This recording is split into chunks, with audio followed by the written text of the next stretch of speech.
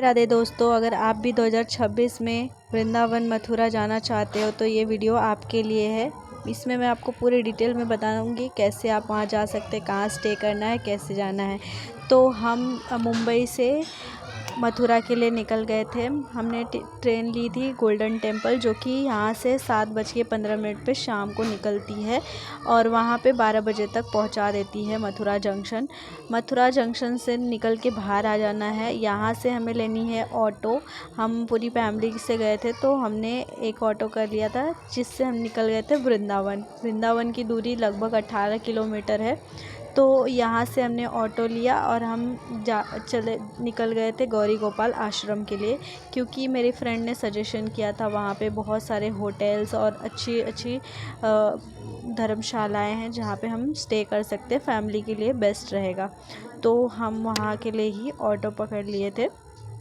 सो मेरी लिस्ट में था गौरी गोपाल आश्रम जाके वहाँ पे देखना है मुझे कौन से होटल में जाना है या फिर कौन से आश्रम में जाना है।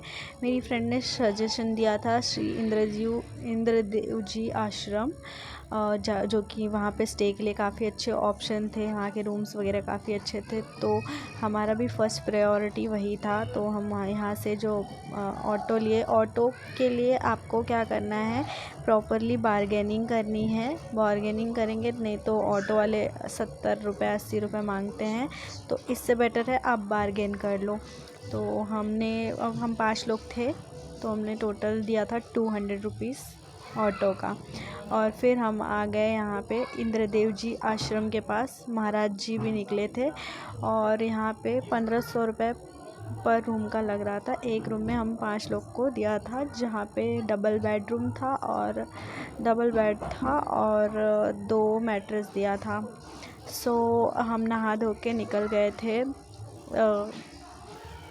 अनिरुद्धाचार्य जी का दर्शन करने के लिए, क्योंकि हमने देखा गौरी गोपाल आश्रम के पास उनकी गाड़ी खड़ी थी, तो हमें लगता है महाराज जी आए हैं। तो बहुत काफ़ी ज़्यादा भीड़ थी, तो हम भी अंदर जाके देखे, महाराज जी थे, सबको आशीर्वाद दे रहे थे। और बहुत सारी चीज़ें मुझे वहाँ जाके पता चली महाराज जी के बारे में, जो कि महाराज जी बहुत ही अच्छे इंसान हैं। उन्होंने बहुत सारी वृद्धा माताएँ जो हैं, जिनके बच्चे ने उन्हें छोड़ दिया है, उनका बहुत ख्याल रखते हैं। बहुत अच्छे से उन्होंने उनको रखा है और यहाँ पे वो बच्चों की पढ़ाई के लिए देखते हैं। और यहाँ पे 24 घंटे गौरी गोपाल आश्रम में भोजन जो है फ्री में मिलता है। तो जो भी श्रद्धालु रहते हैं, जिनको भी भूख लगी रहती है, यहाँ पे वो बिना खाए नहीं जाने देते किसी को भी। तो वहाँ पे जाना, तो एक बार तो वहाँ का भोजन ट्राई करना बनता है।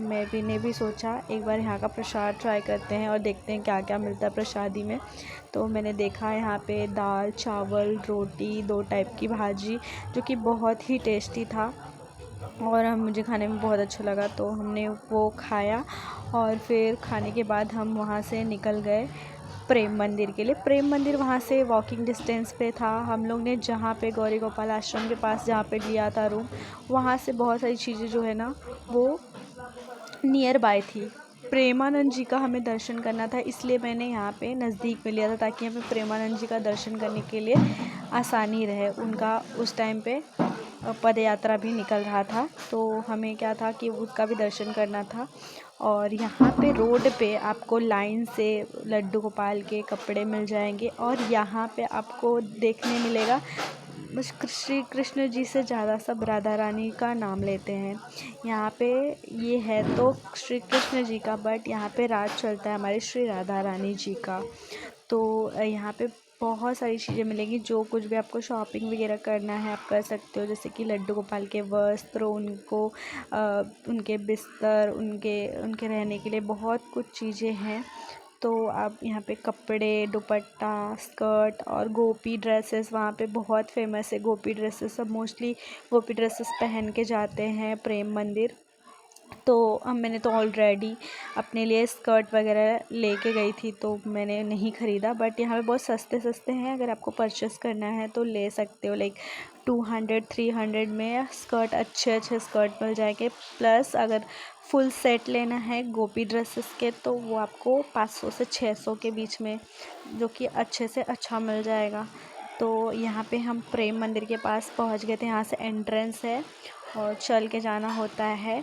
और जैसे ही हम यहाँ पे पहुँचे मुझे दिखाई दिया ये प्रेम मंदिर का बोर्ड, और प्रेम मंदिर, मुझे मेरी आंखों पे भरोसा ही नहीं हो रहा था कि मैं यहाँ पे आ गई हूँ। और ये मेरा पहला फैमिली ट्रिप था जो हम इतने बाहर, इतने दूर आए थे, महाराष्ट्र से बाहर आए थे, और मुझे बहुत अच्छा लग रहा था। मतलब ऐसा लग रहा था ड्रीम कम ट्रू होता है ना, वैसी वाली फीलिंग आ रही थी। अंदर जैसे मैंने एंट्री किया तो यहाँ पे कृष्ण जी ने जो भी लीलाएं की हैं वो सब आपको देखने के लिए मिल जाएगा, जो कि देखने में बहुत ही अद्भुत। मेरे आँखों को पहले 2 मिनट तक तो भरोसा ही नहीं हुआ, फिर धीरे धीरे मैंने हर एक चीज़ को देखा जो कि बहुत अच्छा लग रहा था। ये वाइट कलर का मंदिर इतना खूबसूरत लग रहा था कि मैं क्या बताऊँ। यहाँ पे कालिया नाग पे जो कृष्ण जी भगवान ने कालिया नाग को मारा था और उनके फन पे उन्होंने डांस किया था, वो उसका दिखाएगा। और ये प्रेम मंदिर का निर्माण श्री कृपालु जी महाराज जी ने करवाया था, और इस मंदिर को 2001 में इसकी नींव रखी गई थी और ये बन के तैयार हुआ था 2013 में। ये काफ़ी बड़ा और बहुत ही सुंदर बनाया है। जैसे कि कृष्ण जी के पास 1 लाख गायें थी, तो यहाँ पे बहुत सारी गायें बनाई गई है। और जो गार्डन है बहुत ही खूबसूरत सुंदर है, बहुत सारे फूल हैं, इनका बहुत अच्छे से टेक केयर किया जाता है, साफ़ सफाई का बहुत ज़्यादा ध्यान दिया गया है।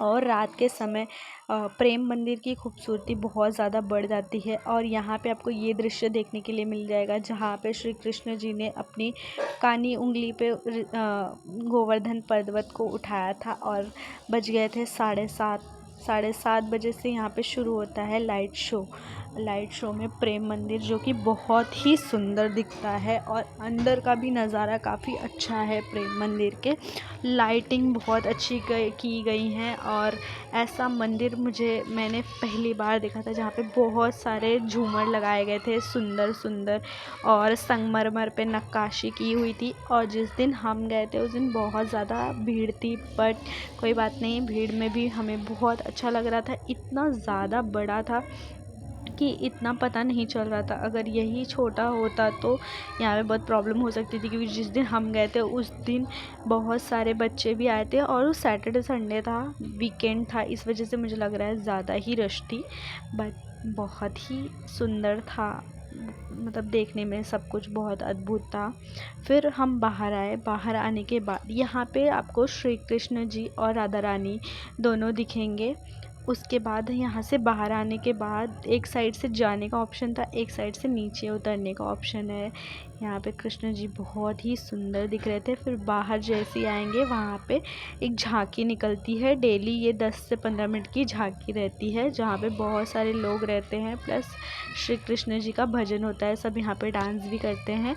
प्लस आपको साइड में यहाँ पे लाइट शो देखने मिलेगा, जहाँ पे लेजर लाइट शो होता है। कृष्ण जी की बाल लीलाएँ, जो भी लीलाएँ उन्होंने की है वो लेज़र लाइट में दिखती है, जो कि बहुत ही खूबसूरत लगता है देखने में, उसकी ब्यूटी बहुत ही अच्छी है।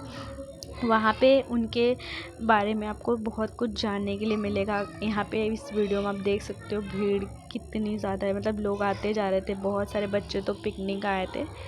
तो ये सब चीज़ें देखने के लिए मिली। यहाँ का एक्सपीरियंस तो बहुत ही अद्भुत, बहुत ही अच्छा था। हम यहाँ पे 1 से 2 घंटे तक बैठे थे, मतलब हमारा ये पहला डे जो था वो प्रेम मंदिर में ही हमने ये कर दिया, क्योंकि हमें यहाँ पे बहुत आराम से सब चीज़ें देखनी थी। यहाँ पे जो उन्होंने लीलाएँ की थी गोपियों के साथ, मतलब उन्होंने 16,000 गोपियों के साथ एक साथ लीला किया था, तो वो हमें यहाँ पे देखने के लिए मिला।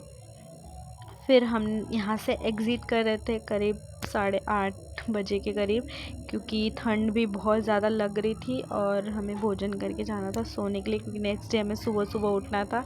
और यहाँ पे हमारे कृष्ण जी राधा रानी के साथ बहुत ही प्यार से झूला झूल रहे हैं। मिलती हूँ नेक्स्ट वीडियो में।